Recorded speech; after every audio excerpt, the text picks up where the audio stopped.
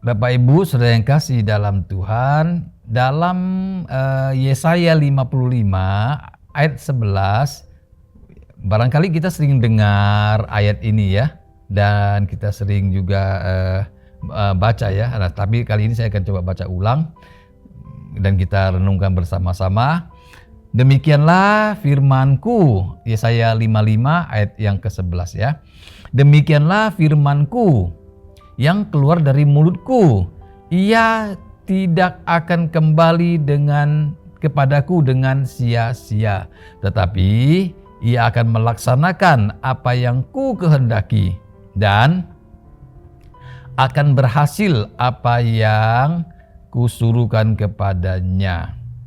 Jadi Bapak Ibu, saudara-saudara sekalian yang dikasihi oleh Tuhan kita Yesus Kristus, ini bicara tentang Allah yang tegas, Allah yang bukan seperti manusia ya, yang ragu-ragu, yang bisa salah, ya, bisa keliru. Tapi Allah adalah Allah yang tegas, Allah yang benar, Allah yang tidak pernah keliru, tidak pernah salah dalam berfirman, dalam merencanakan sesuatu. Ya, itu sebabnya dikatakan firman yang keluar dari mulutku, mulutnya Allah, tidak akan kembali kepadaku dengan sia-sia. Artinya apa yang Allah ucapkan itu pasti benar dan pasti terjadi. Sekali lagi, firman Allah yang keluar dari mulutnya Allah tidak mungkin kembali dengan sia-sia. Artinya Allah itu adalah Allah yang konsisten, Allah yang tegas, Allah yang pasti akan menggenapi apa yang diucapkannya. Allah yang punya integritas yang luar biasa, ya, Allah yang tinggi ya integritasnya. Jadi tidak mungkin Allah itu salah dalam merencanakan, salah dalam memprediksi, dalam memberikan rencananya kepada manusia. Tapi kegagalan manusia, kejatuhan manusia dalam dosa, saudara kasih dalam Tuhan, bukan karena Allah yang merencanakannya, ya. Bukan karena Allah yang merencanakannya. Sekali lagi, firman ini mengatakan bahwa Allah itu adalah Allah yang tegas, Allah yang tidak main-main dengan apa yang diucapkannya.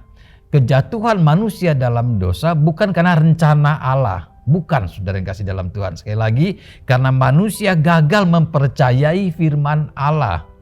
Kejatuhan manusia dalam dosa adalah kegagalan manusia mempercayai firman Allah. Firman Allah berkata manusia tidak boleh makan yang Tuhan larang. Tapi kalau manusia makan, manusia pasti akan mengalami apa yang Allah firmankan. Pasti akan mengalami. Dan tidak mungkin Allah tarik kembali.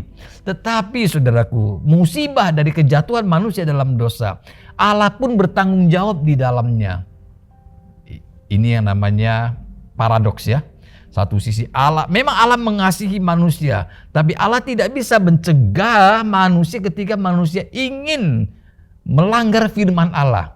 Tetapi Allah juga yang akan menyelamatkan manusia.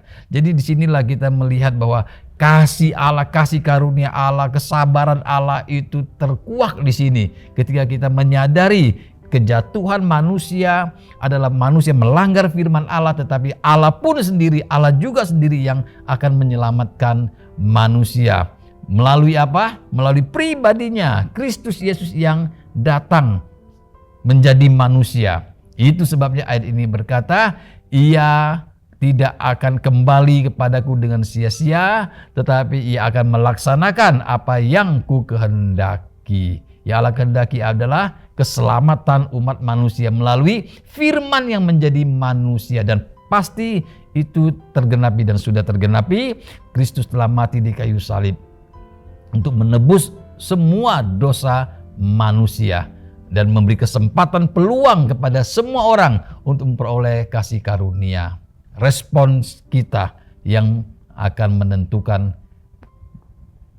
kehidupan kekal kita, kehidupan yang akan datang. Respons kita terhadap kebenaran firman Tuhan. Ingat, Allah adalah Allah yang tegas dan Allah tidak pernah memaksa setiap kita. Kiranya Tuhan berkati